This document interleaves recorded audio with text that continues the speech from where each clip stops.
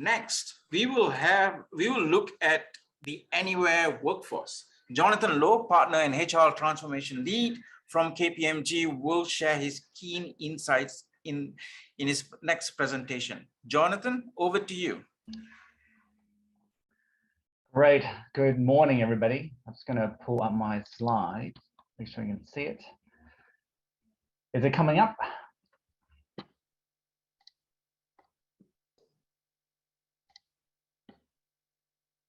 Well, good morning. Actually, I was listening into the whole panel, so thank you to Winston, Ruth, Samantha, and Gwen. I think in honesty, I wouldn't say this is an expert, kind of insight, because I think if we're honest to ourselves, and a lot of points the panelists shared resonate very deeply. You think about it, right? The whole circumstances we're going through, HR is expected to have a playbook. Actually, we don't have a playbook. There's no universal playbook. And actually, we're grappling with the largest ever human experiment. And we're dealing with people, probably 4 to 5 generations of people. And unfortunately, people's needs and aspirations are different. And, full declaration, I'm not here to sell you any technology, so you can relax. About 18 months ago, I was part of giving a talk with DigitalWorkforceTrends, that's the same organizers, on how to embrace digital transformation during turbulent times. I recall that was a time when we were still in social unrest, so there was a lot of unknowns, etc. Who would have thought that now we are, fingers crossed, getting through the 5th wave of the pandemic? A bit of personal sharing. I think personally I went through a lot these kind of couple of months. I haven't been back to Australia, Sydney, to see my parents. So I said, rain or shine, I've got to make time. It's been 2 years. So therefore, December, just a couple of months back, I booked a trip, and it was just myself, my wife and my daughter. It wasn't appropriate, or the schooling or the quarantine. Back at that time was due to return in January, but subject to 3 weeks quarantine. Anyway, you can't count those stuff. I think when people talk about 1 week quarantine doable, 2 a stretch, 3, you go mentally insane apparently. So I was still able to anyway do it. God knows what happened then. There was a lot of restrictions. Australia was listed as a high-risk country. I was stuck in Australia for 4.5 months. And so I was part of an experiment. How do I manage the team remotely as Hong Kong was going through the 5th wave that actually broke out to massive, unprecedented numbers? And you think about, the earlier waves, if you've got 200-300 cases, 1,000 cases, people were freaking out. Now it's tens of thousands of cases. So unfortunately, it's been, for those, all of you tuning in, it's been massive stress on the HR practitioner. Not only you expect to have a playbook on the fly, on demand, you almost expected, as I think Samantha was saying, you almost expected to have a crystal ball, expect to work out the NPR permutations, what's about to happen, and expect it to kind of predict almost like black swan events. So I think I'm gonna try to leave some time for questions. What's top of your mind? I'm gonna go through a few, kind of framework, what's kind of, from my observations, may be useful for you, so you got some takeaways. This is an interesting one where you have the balance between the two worlds. On the left, you see individuals want purpose. It's about ESG, social environmental obligations, the sense of belonging, culture. They want to be empowered. We heard from the panel is trust and accountability. But they also want to be able to almost like bloom and grow through their career, right? So the remote learning, teaching, that's integral to what individuals want. However, organizations want performance. We talked about productivity just now in the panel. Efficiency, getting it right, but is that effective? Attract the right talent.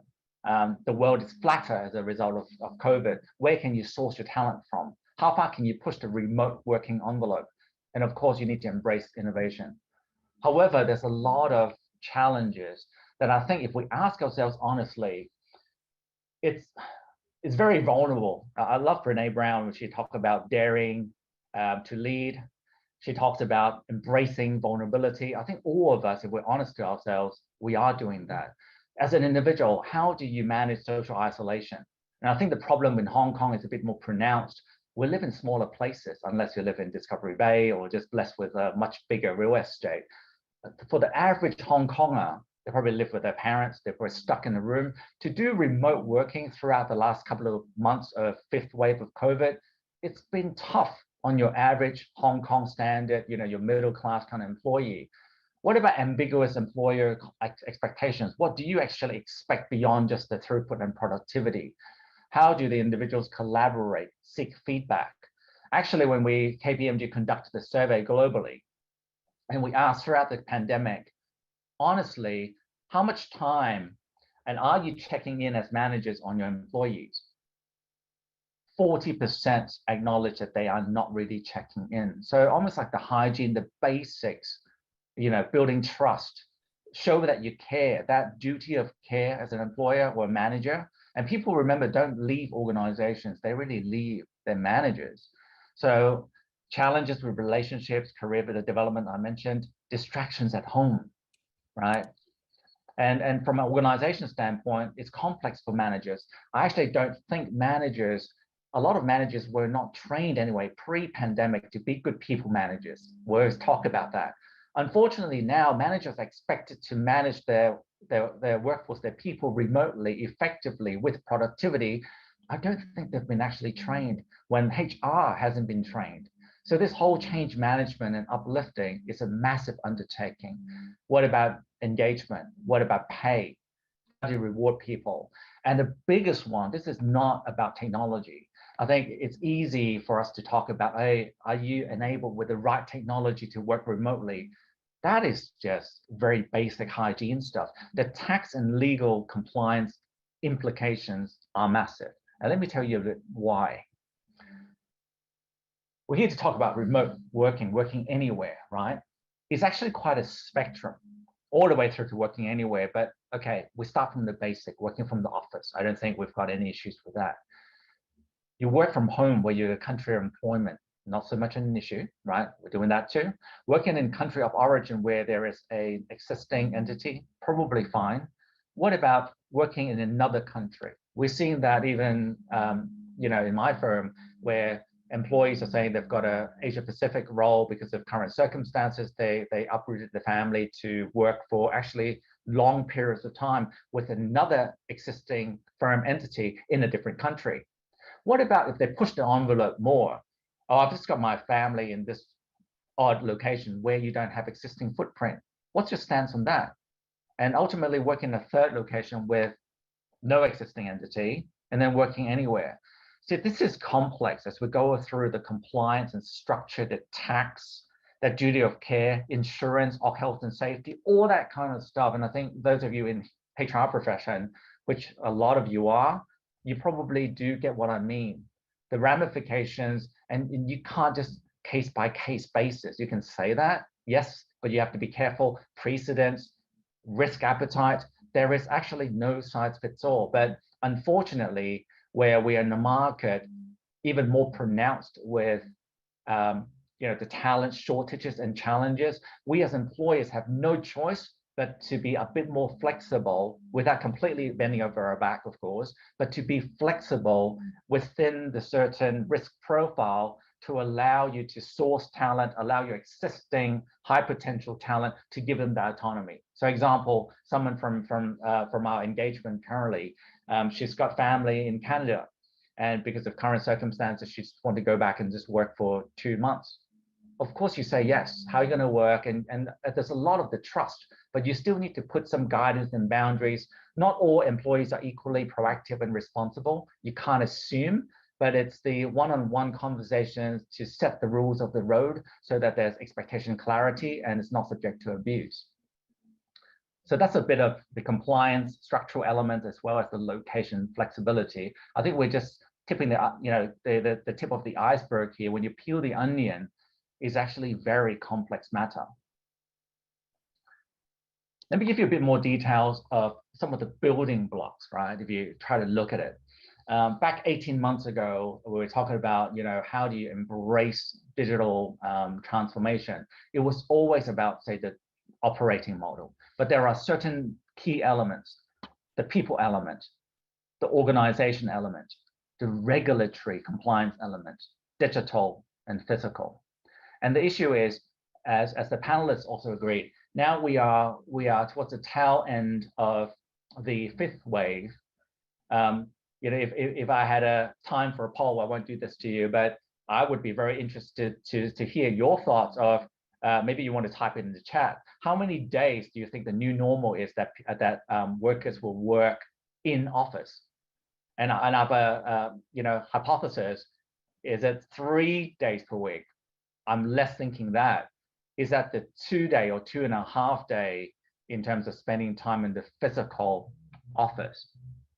Now, interestingly, something that we actually don't pay close enough attention. I told you I'm not going to sell you any technology.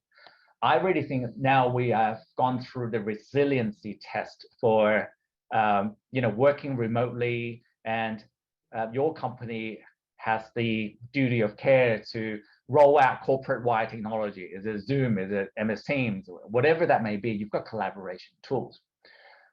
I do doubt whether you are actually teaching or coaching and giving the employees the guidelines. I believe if we were to be very honest with ourselves and do a global survey or local survey, we haven't had time to give employees a clear guidelines or counsel. How are they actually using digital tools productively so that they can be productive? What I mean by that, my Harvard professor recently launched a kind of a thought leadership, and she made a very good point on the medium of the communication.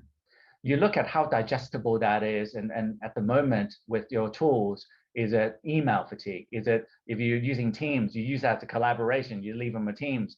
Do you bother to really call and have the face-to-face virtual time, or you just drop a note or drop a voicemail? It depends on the complexity of the activity you're undertaking, that whatever means and tools and the way you conduct about communicating. I don't think, and especially on our employees, because they're so stressed living through a black swan world where there's black swans swimming everywhere, the global instability. We've got a war that's been brewing for months. We've got the pandemic that seems to be relentless, and we've got this hybrid working. What does it really mean for the employees? They can't digest it. And so unfortunately, I think we haven't been able to give that time to experiment. And unfortunately, again, you're dealing with multiple generation workforce with different aspirations and preferences for ways of working. And yet you're pushing the baby boomers all the way through to the millennials and younger ones to actually using similar tools to still be productive. So I think that's going to be very, very important. And I think one of the points also touched on is that kind of hybrid return to work, team A, team B, great. But then you tell your people, oh, you can come in for 2 days, 3 days a week, but it's not properly concerted. There is going to be a risk that employees have spent so much time working from home that they started investing in tools, in digital hardware. So they've got dual screens, they've got, kind of gaming-like, kind of facilities for wireless keyboard and mouses and stuff like that. When they come to the physical office environment, and we need to think as employer of choice, what is that environment? Because they've gotten used to the convenience of actually working from home in their upgraded kind of remote workspace or workplace. And they come to the office, sometimes they go, well, who's there? I don't see a lot of people. I'm seated here, I've spent an hour, 2 hours commuting each way, and actually I'm getting a lackluster experience at my desk because I don't feel I'm as productive. So I hear from a lot of our clients that's actually backfiring as well. So we have to think about all the way through the spectrum, but digital, how are you using your tools? And you have to survey, you have to ask for feedback, and you have to continue to turn the dial, but don't assume each of the generation, the way they approach the digital tools, and have you spent time to give them the guidance and coaching necessary so that employees and managers can be effective with their communicating channels and means so that they can be effective. And this is one of my final slides. Again, it's operating model. So you have your current challenges, decreased employee capacity to deal, engage with all these different technologies. And I think we're bombarded with a plethora of different technologies, and we are fatigued, both with a remote working revolution and with all this stuff that I'm meant to know without the adequate kind of guidance and governance to actually help me thrive. And then I'm still expected to churn. It's outcome driven. I don't care how you do it. I don't care how you work, but get it done. That actually imposes a lot more stress on the individual. What about deployment of talent? Talent's probably really short right now. Currently in Hong Kong, there's a lot of moving parts, fluid, people leaving, etc. We're grappling with that. How do we tap into our talent? On the right-hand side, what about potential challenges that you'll face? And the heart of it, I want to spend a bit more time talking through, is it's not just about remote working, technology, or people, that's it. You have to think holistically about your operating model. And it's something I really try to advocate even 18 months back. It is about the entire operating model. So the panelists did a great job in kind of talking through some of this stuff. The roles and responsibilities, the clarity, assigning that, making that clear. What does that really look like in a hybrid environment? What about rewards, incentives, so that we can be productive, you can execute with excellence? And then perhaps how you structure with remote kind of working. Do you have lean teams? How do you do agile? How do you nurture, solicit ideas, and then make them grow? The agile management, your sprints, how do you do that remotely? It's a lot easier said than done. Sometimes in the physical office, you just go on a whiteboard. So in the months to come, this is where, what is the complexity of work? Sometimes you have to then limit to 4 in a room or 8 in a room, whatever, how you do it with a bigger room.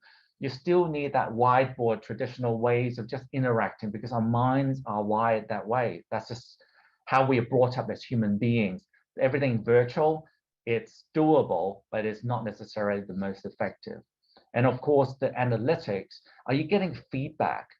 A lot of the middle back office functions pre-COVID, you already started to revamp to a certain extent.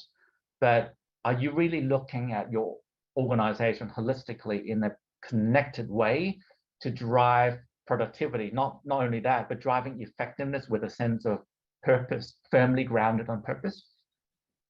So I'm going to leave on this note, and hopefully I'm going to leave time now for some of the questions. I'm going to open the Q&A box. I'm going to check. There are some questions from anonymous attendee. So thank you for the questions. Question number 1, I'm just going through right now. Under the current trend of the great resignation, yeah, good term, how can we retain the talent? I touched on this briefly, but I really think, unfortunately, you have to map out who are your key talent. And also we need to recognize not all the talent in your organization are superstars. Actually, greater 60% of the people, they are doers.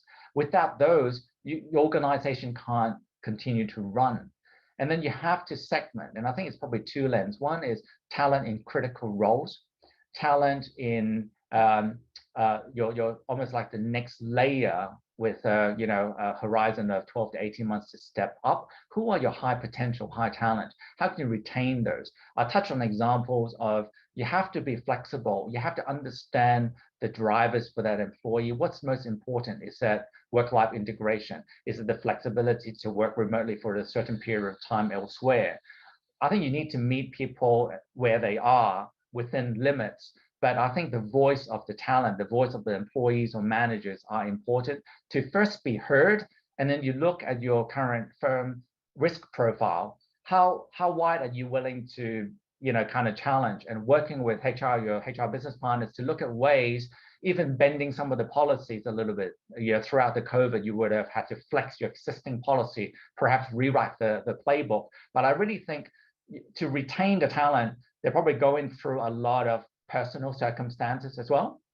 So therefore, I think it's going to be important to meet them where they are. Be careful about precedent. You do it for one and you don't do it for another. It causes a lot of equity issues. So you have to think about precedents. And I think Samantha, we know that working in legal, but it's huge because employees will think, you've done it for her, how come you don't do it for me? It will massively have a backlash. So we have to be eyes wide open, but also the talent and sourcing is going to be, the world is again flatter. You have to be able to think about what I shared about the continuum of working anywhere, how far you're willing to flex it to both source as well as retain the talent. Hopefully I've answered the question. And the second one I see now is with the pandemic, some employees are working overseas and the tax issue is a headache to HR. I'm glad I kind of covered it as well as one of my slides. Any advice and tips will be much appreciated. You have to, unfortunately, it's corporate taxes, personal taxes. And so the jurisdiction, the limit when it takes over. So for example, when I was stuck in Australia, one thing I proactively try to check is to what extent, if I stay over a certain period of time, say 6 months, worst case scenario, when does it take over and I will be personally liable or corporately liable? How do we sort out taxes? So I think it's important to just work out, and I think your firm would also have, the tax, kind of legal kind of construct. We have to assess that. Is this business driven? Is this personal driven? Or is it hybrid? Because I was in Sydney, not just for my personal circumstances, I was actually also working somewhat with the Sydney office. So, your firm, your kind of circumstances also would dictate about your tax and obligations. And I think as HR and also working with the tax professionals to ensure that upfront clarity, this is what we will be flexible to this. If in the event it drags on due to whatever circumstances beyond that threshold, what is your accountability as an employee? I think we need to, as employee of choice, and to be fair and to be reasonable, that duty of care, of clarity, you need to be clear up front.